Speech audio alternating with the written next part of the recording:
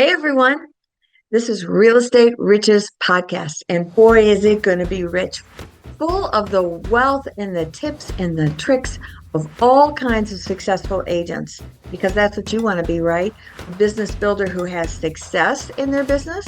Well, that's what we got going on here. And I'm going to have all kinds of agents, men, women, young or older, sharing all their stuff because there's technology, there's just how do you build your business? There's so many questions, right? So let's learn from some of the best. Gather your wealth and build your business. That's what this channel is all about. And I'm excited to bring it to you. I'm Kathy Burns and I'll be your host. And stay tuned. Let's get at it, right?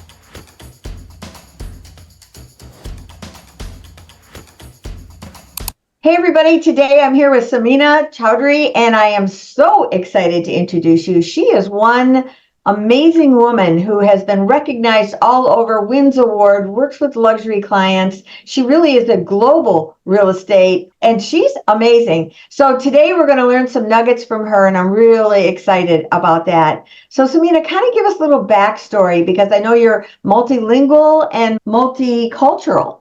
So Yes. tell me a little bit about your story as a realtor advisor.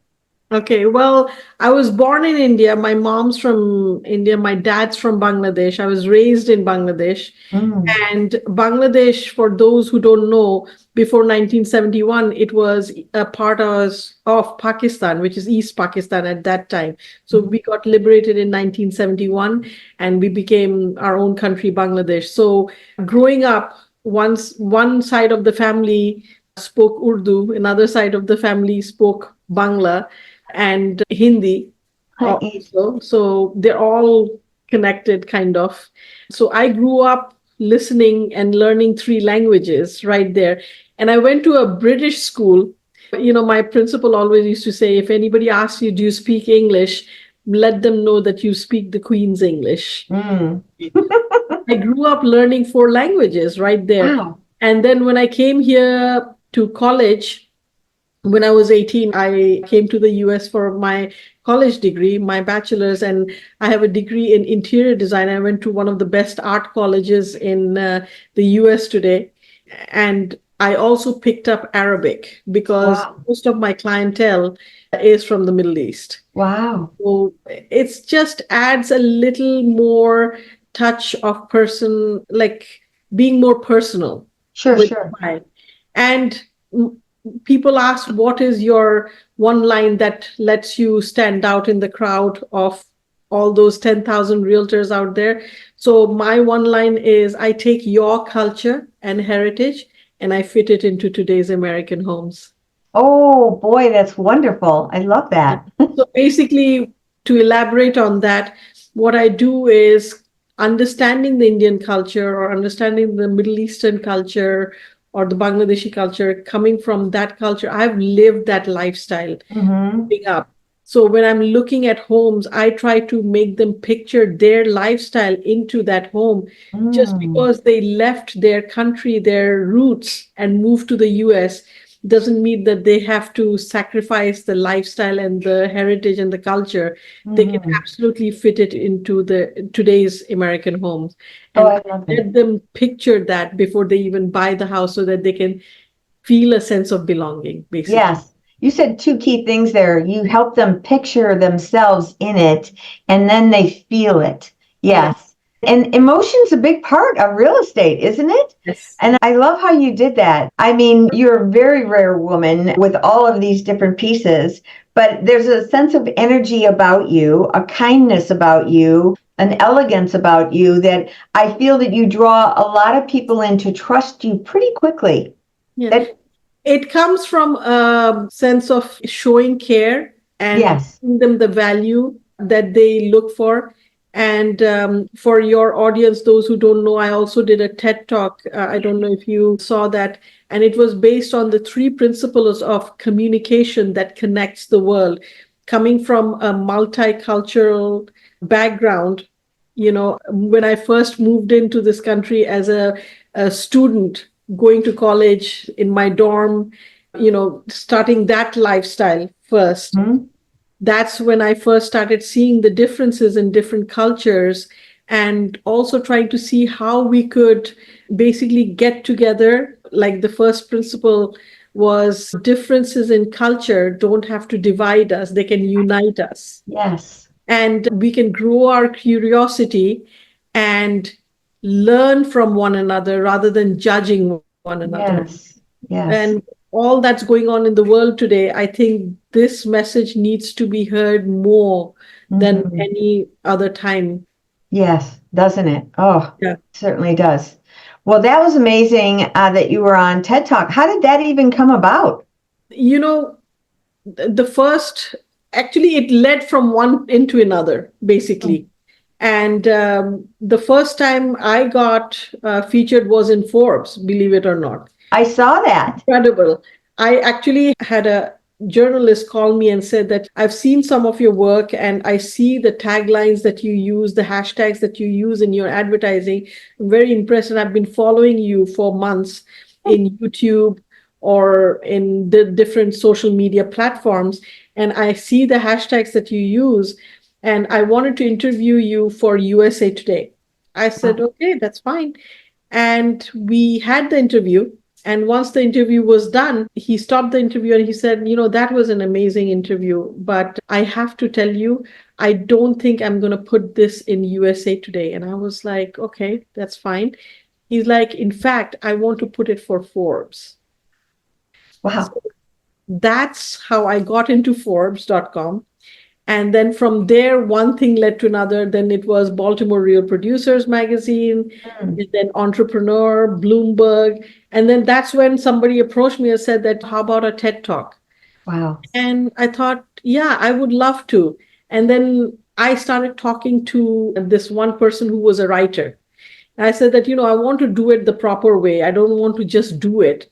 Right. And I didn't want to do it on real estate. I wanted to do it on something that other professions can get help with.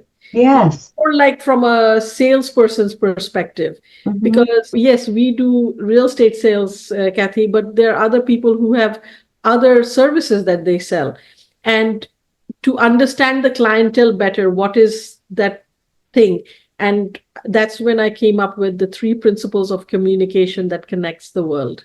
I love that. And that makes sense for a TED Talk too, because it is about, I feel like all the TED Talks are about empowerment. And you were breaking down how to communicate so that you would not only empower yourself, but you're really working to empower them, you, and a union, right? Yeah. Yes. And getting the clientele the kind of help that they would value more on an absolutely different level. Yes. Completely. Yes. The third principle, for example, was what people say is not always what people mean. And Understanding the client from the perspective of what they're saying verbally, plus understanding the client, what they're saying emotionally. yes. Yes. That is so important. And once you understand that and you try to give them the perspective that I hear what you're saying, but I think this is also what you mean because I hear that from your emotions. Then they really connect with you and they try to trust you and say that, yes, I see the care you're giving me and I trust you for that. So that they appreciate you more for the Yes. service you provide. And there's a sense of loyalty because Yes. they trust you. Yes. And once someone does that, when they surrender and that they're trusting and they're loyal to you, well, they want others that they love and trust to meet you as well. And so that's how your business grows, right? Yes. Yes. And so you and I were talking about being global, and I just love that. And I can see how you would naturally be global. What would you say to, now I'm not necessarily naturally global, but I just align myself with a firm in Portugal, and they're all luxury agents. And I was at a convention earlier in June where I met agents from 18 different countries. It was a convention, and I started, one of the things that they said in the beginning was, think bigger. And I thought, boy, I always thought big. I thought big, but this is a whole different landscape. You and I were just talking about funding for $100 million plus projects and how you're involved with that. Who would have thought that unless you get exposed to someone like yourself, or you start being open and you Yes. start connecting with people that are on a plane where they want to grow. They're open. They're not the petty, the scared. They're looking for the opportunities. And character is very important. And I trusted your character from all your marketing. I just trusted you right from the marketing that I saw, because I dive in and do a little homework of anybody that I have on the I podcast. really appreciate. And I was like, I like her. I like everything about her. I trusted the style of how you laid out your websites, the verbiage that you used. I mean, you can hire marketing people, but there was a flavor that just came about you completely. It has to match my character, like who is Yes. Samina? What is Samina like? I mean, there is one perspective that people see Samina, but then somebody knowing Samina is also important at the same time. Yes.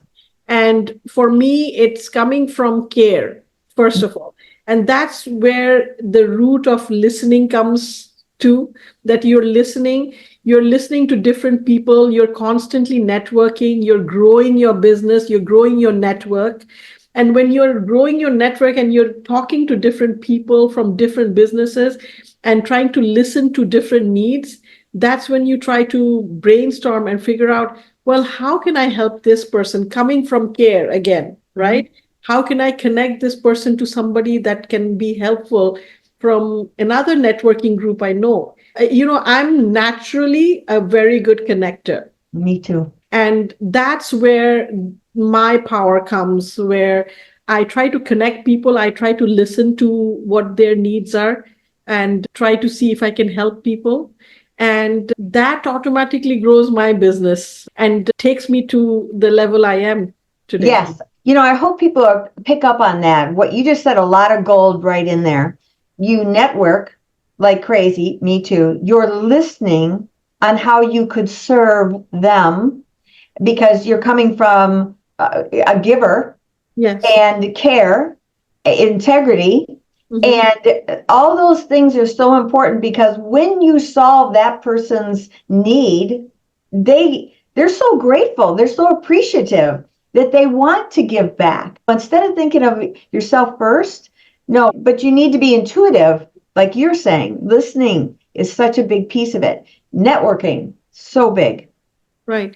And the clients who have worked with me, Kathy, over the years, this is how they have built their trust on me.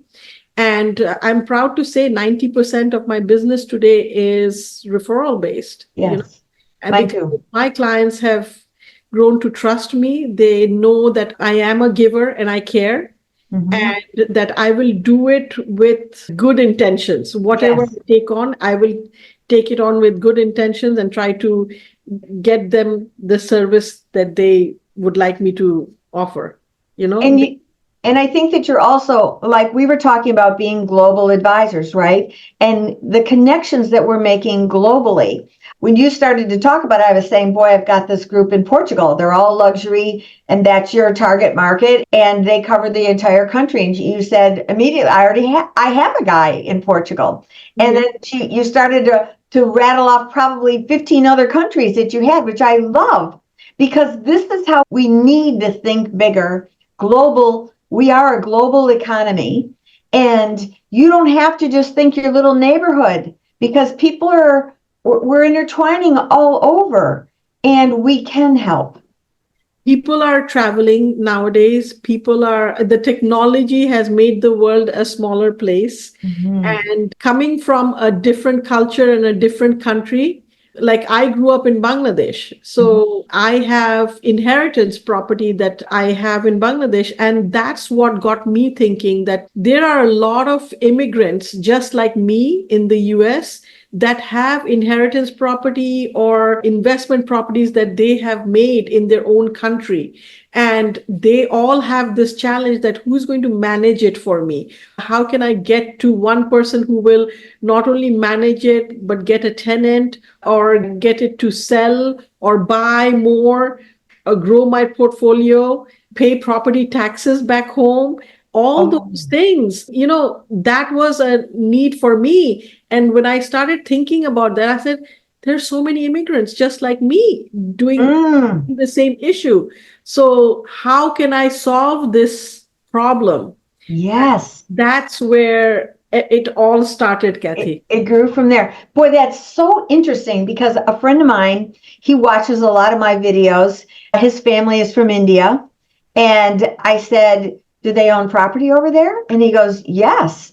I said, is anyone looking to sell it? Do you have a real estate connection over there? And he goes, some want to sell. I don't have a real estate connection over there. I said, would you like to get one that you could trust? And he goes, yes. But I just stopped it on him. You saw bigger. See, I wasn't thinking big enough. Love this idea, Samina. I really do. I think it's. Because I have clients from India, I have clients from Bangladesh, I have clients from Pakistan, I have clients from the Middle East. I'm trying to serve my niche community who are all immigrants right there. Mhm. And if I'm having this problem, they have the same problem. And again, coming from giving perspective and showing care. In fact, what I do, Kathy, is around January or February of every year, just before the tax season starts, Mhm. I have a connection with one of my attorneys who's like an international tax attorney, basically. Ooh. So what he does is I always try to create this event where more and more people join this. Basically, it's like a seminar during the first few months of the year. Yeah, yeah. He talks about what are the IRS rules and regulations for immigrants who have inheritance property or bank accounts back home, how you're supposed to report it to IRS, and if you don't, what are the consequences and what are the penalties you have to pay. Mm-mm-mm. They come with hefty penalty. For example, I'll tell you, from the time a person inherits a property back home, and if they don't report it to IRS here, IRS can charge you almost $10,000 a month from the time you inherited the property. So again, Wow. giving this information to my community, to the clients I serve, to the niche community I serve, giving this valuable information. I mean, I'm coming from a point of care, and they appreciate that. And they know that anytime they need anything, they can always tap into my resources and network. Oh my goodness. I just love that. I'm going to remember that international attorney because that just makes so much sense because I am myself trying to build more of my global business and a international tax attorney, and he's a specialist, I'm sure. Right. I'll give you an example. In Bangladesh, the tax rate is like about 27%, and here it's 35. So that difference of 7%, you have to actually pay here as a US citizen. Oh, wow. Yeah. How many people knew that? Yeah. Well, People probably, don't know and that. not paying attention to it, just Yeah. thinking, And if you're not mentioning, like your CPA is not supposed to know this off the bat, yeah, you have to, as a US citizen, tell your CPA who's filing the taxes for you that, hey, by the way, I do have a property in so and so country. I do yes. have a bank account that holds more than $10,000 on in the account in this country, because unless you report to them, they're not filing it for you. And you're basically not reporting your taxes correctly. Mm, boy, that is something see, you're just a wealth of knowledge. I appreciate you so much. Is there any other tip that you would give? I think we're going to have this whole podcast will really be for the ones who want that global business. Yes. And there's a lot of agents who are multicultural themselves that may not be thinking global, right? Yeah. How would you help them to start to think how they could expand their business that way? People nowadays, I see they're trying to retire in other countries. Like, Yes. for example, according to Money Magazine, Portugal is the number one place to retire. Right? Yes. And then Dubai has come up tremendously. And now two other countries that are coming up similar to Dubai is Qatar and Saudi Arabia. Wow. They're building that. And Dubai, for those who don't know, it's absolutely tax-free investment. Yes. And they have the golden visa. Yes. Right. So I see a lot of cast hosts or these people who do a lot of YouTube or all that. They have moved to Dubai, actually Yeah. living there and enjoying the lifestyle there. Yes. So again, this new generation, they love all that, the travel, Yes. living in a different country, but at the same time, because we have the technology to work from anywhere in the world, Yeah. so enjoying their life as well in a different country, which is Yes. tax-free completely. Right. Tax free. At that convention I was telling you about, there was an agent in Miami, Mhm. and she was gathering investors for Dubai. And so she created like a road show, and she connected with all these different listings agents who had listings in Dubai. And I think that people paid for their own trip over, but she coordinated all the spots, the 5-star spots where they would all be staying. This was a high level luxury clientele, but she coordinated the whole package, had them meet with the different investors they were the investors, having meet with the different items that were for sale for that type of thing. She did 10 transactions from that and made a fortune just from creating that concept. Something you may want to consider, because she had a lot of people from a lot of other countries in Miami, because Miami is multicultural in itself, right? And so I say that Miami is the Dubai of US, yes, basically. I've heard that. That's what it is. And so she gathered up a lot of those, and they loved the idea of the no taxes over there. So they wanted their investments over there.